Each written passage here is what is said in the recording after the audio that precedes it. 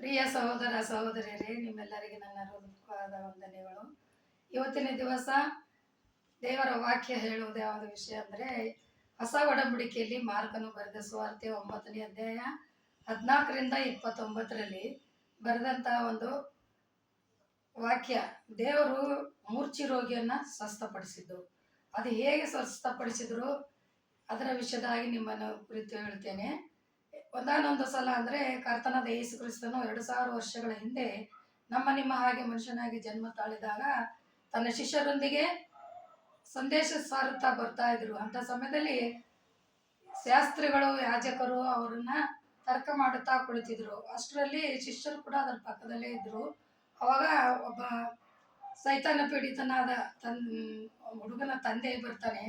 ಬಂದು ಆ ಶಿಷ್ಯರನ್ನು ಕೇಳ್ತಾನೆ, ಅಪ್ಪ, ನನ್ನ ಮಗನು ತುಂಬಾ ಕಷ್ಟದಲ್ಲಿದ್ದಾನೆ. ಯಾವಾಗಂದ್ರೆ ಅವಾಗ ಎಲ್ಲಂದ್ರಲ್ಲೇ ಬಿದ್ದು ಬಿಡ್ತಾನೆ. ಅವನ ಮೈಯಲ್ಲಿ ಸೈತಾನ್ ಇದೆ. ನೀರಲ್ಲೆಂದ್ರೆ ನೀರಲ್ಲಿ, ಬೆಂಕಿಯಲ್ಲಿಂದ್ರೆ ಬೆಂಕಿಯಲ್ಲಿ ಬೀಳ್ತಾನೆ.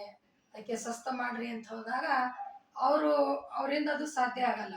ಅವಾಗ ತಿರ್ಗಿ ಅವ್ರು ಏನು ಮಾಡ್ತಾರೆ, ನಾನು ಏನು ಮಾಡೋದು ಇವಾಗ ಅಪ್ಪ ಅಂತೇಳಿ ಯೇಸು ಕ್ರಿಸ್ತನ ಹುಡ್ಕೊಂಡು ಬರ್ತಾ ಇರ್ತಾನೆ. ಬರುವಂಥ ಸಮಯದಲ್ಲಿ ಅಲ್ಲೇ ತುಂಬ ಜನರು ಗುಂಪಾಗಿರ್ತಾರೆ. ಅಲ್ಲಿ ಆ ಗುಂಪಿನ ಮಧ್ಯದಲ್ಲಿ ಇರ್ಬೋದು, ಎಲ್ಲರೂ ಆಶ್ಚರ್ಯಕಾರ ಸಲುವಾಗಿ ನೋಡ್ತಾ ಇದ್ದಾರೆ ಅಂತೇಳಿ ಅಲ್ಲಿ ಹೋಗ್ಬಿಡ್ತಾನೆ. ಹೋದಾಗ ಕರ್ತನು ಅಲ್ಲಿರ್ತಾರೆ. ಯೇಸು ಕ್ರಿಸ್ತನ ನೋಡಿ ನಮಸ್ಕಾರ ಹಾಕಿ, ಅಪ್ಪ ಯೇಸುವೆ, ನನ್ನ ಮಗನು ಸೈತಾನ ಪೀಡಿತನಾಗಿದ್ದಾನೆ, ಆತನನ್ನು ಸ್ವಸ್ಥಪಡಿಸು ಅಂತ ಕೇಳ್ತಾನೆ.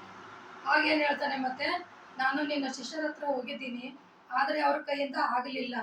ಆದರೆ ನೀನಾದರೂ ಮಾಡುವೇನು ಅಂತ ನಿನ್ನ ಹತ್ರ ಬಂದಿದ್ದೀನಿ, ನಿನ್ನ ಕೈಲಾದರೆ ನೀವು ಮಾಡು ಅಂತಾರೆ. ಅವಾಗ ತುಂಬ ಕೋಪ ಬರ್ತದೆ ಶಿಷ್ಯರ ಮೇಲೆ ಕರ್ತನಿಗೆ. ಯಾಕಂದರೆ ಎಲ್ಲ ನಂಬಿಕೆ ಇಲ್ಲ ಅಂತ ಸಂತಾನವೇ, ಎಷ್ಟು ದಿವಸ ನಿಮ್ಮ ಜೊತೆಯಲ್ಲಿ ಇರಲಿ, ಎಷ್ಟು ದಿವಸ ನಿಮ್ಮನ್ನು ಸಹಿಸಿಕೊಳ್ಳಲಿ ಅಂಥೇಳಿ ಆವಾಗ ಹುಡುಗನ ಹತ್ರ ಬಂದು ಕೂಡಲೇ ಕರ್ತನಾದ ಯೇಸು ಕ್ರಿಸ್ತನ ನೋಡಿ ಅದು ಸೈತಾನ ನೆಲಕ್ಕೆ ಬಿದ್ದು ಒದ್ದಾಡಲು ಪ್ರಾರಂಭಿಸ್ತದೆ.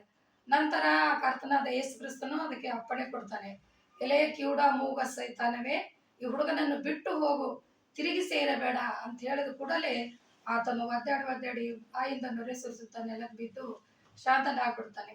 ಶಾಂತನಾಗಿ ಬಿದ್ದು ಬಿಟ್ಲೆ ಜನರೆಲ್ಲರೂ ಅಯ್ಯೋ ಹುಡುಗ ಸತ್ತೇ ಹೋದ ಅಂತ ತಿಳ್ಕೊತಾರೆ. ಆದರೆ ಅವನು ಸಾಯಲಿಲ್ಲ.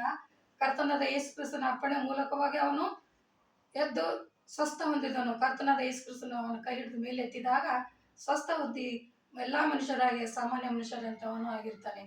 ಹಾಗೂ ನಂತರ ಎಲ್ಲರೂ ತಮ್ಮ ತಮ್ಮ ಮನೆಗೆ ಹೋದ ಮೇಲೆ ಯೇಸು ಕ್ರಿಸ್ತನಿಗೆ ಶಿಷ್ಯರು ಕೇಳ್ತಾರೆ, ಅಪ್ಪ ಸ್ವಾಮಿ, ಯಾಕೆ ನಮ್ಮಿಂದ ಸಾಧ್ಯವಾಗಲಿಲ್ಲ ಅಂದರೆ ಕರ್ತನಾದ ಯೇಸು ಕ್ರಿಸ್ತನು ಹೇಳ್ತಾರೆ, ಆ ಸೈತಾನ ದೇವರ ಪ್ರಾರ್ಥನೆಯಿಂದಲೇ ತೊಲಗಿ ಹೋಗ್ತದೆ, ಪ್ರಾರ್ಥನೆ ಇಲ್ಲದೆ ಅದು ಹೋಗೋದಿಲ್ಲ, ನೆನಪಿಡ್ರಿ ಅದು ಅಂತ ಹೇಳ್ತಾರೆ.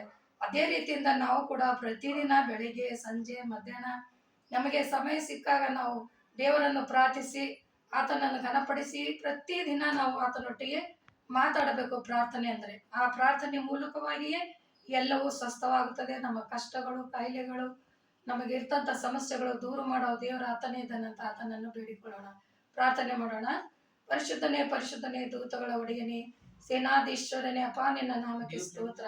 ಇವತ್ತಿನ ದಿವಸ ಈ ಮಾತನ್ನು ಹೇಳುವಂಥ ಸಮಯದಲ್ಲಿ ವಾಕ್ಯಗಳೊಂದಿಗೆ ಅವರು ಚೆನ್ನಾಗಿ ಕೇಳಿ ಗ್ರಹಿಸಿಕೊಂಡು ಅನ್ಯ ಜನರು ಕೂಡ ಕೇಳಿ ತಿಳಿದು ಅವರನ್ನ ನಿನ್ನ ಮಾರ್ಗದಲ್ಲಿ ನಡೆಸುತ್ತೀ ಅಂತ ನಂಬುತ್ತೇನೆ. ಯೇಸುವಿನ ನಾಮದಲ್ಲಿ ಬೇಡಿ ಹೊಂದಿದ್ದೇನೆ ರಕ್ಷಕ, ಆಮೇನ್.